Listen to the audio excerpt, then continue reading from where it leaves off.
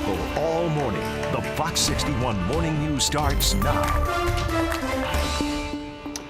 And right now at 6 o'clock, workers are set to walk a picket line at one local hospital. Julia LeBlanc is going to join us with a live report. And the effort to make sure folks in one city are staying safe this winter, why it serves as a good reminder to check those detectors. Also, preserving the past for the future. We'll talk about an effort well underway across our state ahead at 6:30. Good Monday morning. Thanks so much for being with us and starting off your new week and your new day here at Fox 61 America Areas. And I'm Tim Lammers. Yes, good morning to you. A little bit of rain falling in some parts of the state. I'm curious to find just how widespread it is. I just know this from driving in a little while ago. Meteorologist Ryan Breton joining us now. Boy, not much out there at the moment, is there? No, which is good. Like five drops, and I got them all. Yeah, a little damp, and there are definitely some puddles out there, and some wet leaves on the ground, too. Yeah. Right. I'm sure a lot of people did some raking this weekend. Not sure how much it's improved. How much progress you made. Right, exactly. Yeah, given we did have a little wind yesterday and some rain, too, at times yesterday, too. Good morning, everybody. And Tim and Erica are absolutely right. There isn't much steady rain out there at the moment, but there is some mist and drizzle flying underneath the radar and a little shower down around Stonington and Noank right now. There is more activity, though, to our south, down around New York City, Long Island, and even farther south than that, actually some thunderstorms to the south of Long Island. So there will be some rain as we go through the day. Mostly cloudy to start this morning with just an isolated shower and then some scattered showers as we get into the afternoon. So it'll be one of those days where you need the rain gear, the umbrella with you just in case. You can see this is 9 a.m. through noontime, some showers and downpours developing, and that chance will continue even into the mid and late afternoon. So it's not an all-day rain, but there will be some rain out there. Temps now are in the 50s. This afternoon we'll get up into the low 60s, so despite the clouds and the rain, not that chilly out there today. That's a look at the forecast. We'll head over and get a check of traffic now. Hey, Rachel. Hey, good morning, Ryan. So good to have you here in the morning, joining us here. Different face. Love to see it. Fox 61 Traffic Center now looking pretty decent out on the roadways. One thing to note, and Ryan mentioned this too, that we do have some wet leaves out on the roads, likely especially for your secondary roadways, and sometimes that can act almost as slick as ice at times. So definitely want to take it slow out of the roads, especially when you encounter that. Otherwise, really no issues to report out on the roadways here. We do have some reduced visibility in spots, but otherwise it's not really impacting your travel much. So New Haven on 91 heading towards the I-95 interchange looks pretty good too. This is along 91 towards about exit 8 or so. We did have an earlier crash over near 95, the on-ramp there, but that has cleared, so traffic is flowing just fine. So New Haven, your drive times there, West Haven to New Haven, it's 4 minutes. New Haven to Bridgeport, no delays there. Bridgeport to Fairfield, we are looking at some minor delays at 11 minutes, pretty manageable at this point, but of course, we know that's always not the case, so we'll keep you posted every step of the way with another update at 6:30, guys. Okay, thank you so much. Well, for the third time in 3 years, another union at Windham Hospital is going on strike this morning. You might remember a union full of 100 nurses went on strike just in September. Fox 61's Julia LeBlanc is joining us live in Windham with the message from this group that's ready to go on strike. Good morning. Hi, good morning to you both. Yeah, in just about an hour from now, nearly 250 workers with the local union called Local 5099 will be lining Mansfield Ave here in Willimantic to go on strike for 2 days straight. They are calling for better working conditions. Now, this union is made up of technical and support staff here at Windham Hospital, playing a major role and taking on jobs like patient care technicians and working in the kitchen. And the union president says hundreds of them will not be at work today or tomorrow. Now, she says their main concern is the cost of their insurance. She says their current plan involves them paying out of pocket for a lot of services.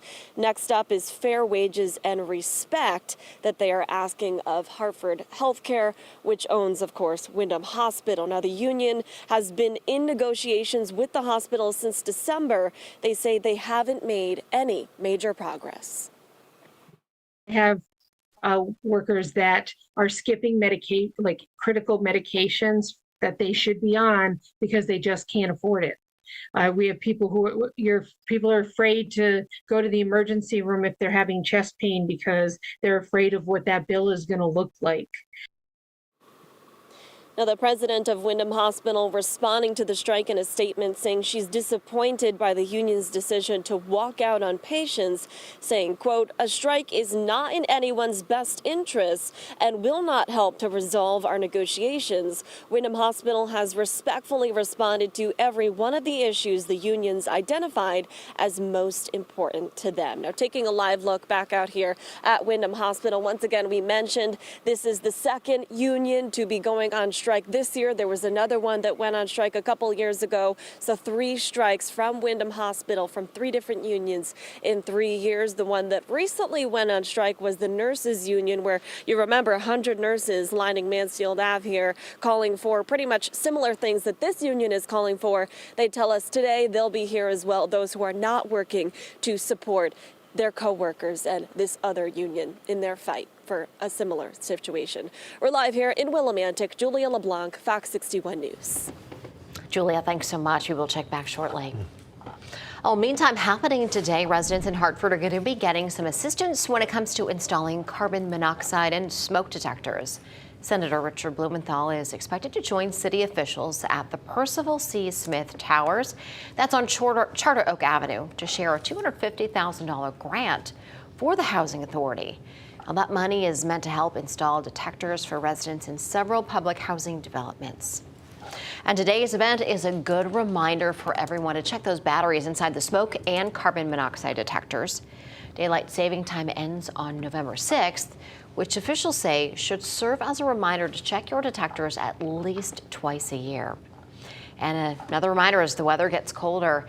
And with that comes snowstorms and the potential for power outages, which means people will turn on their generators. Officials with DPH have warned that in the past, improperly using fuel-burning equipment during power outages can pose a danger. So residents are being reminded that portable generators and indoor use of grills can lead to carbon monoxide poisoning. Well, today, a $900,000 grant is set to be announced for the Pleasant Valley Volunteer Fire Department in Barkhamsted. Congressman John Larson is expected to be there. His office said the grant was made possible by the Assistance to Firefighters Grant Program. So new this morning in Groton, police said a car crashed into a restaurant. They said just before 1:15 yesterday afternoon, a car went right through the front wall and into the dining room of Somewhere in Time. That's the name of the restaurant. Police said they're still looking into why the car crashed.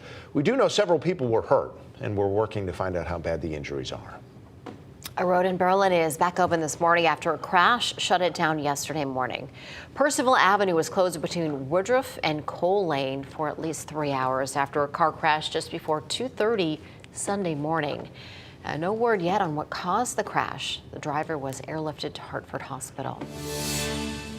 And Hamden police arrested 2 people they say were involved in a shooting back in August.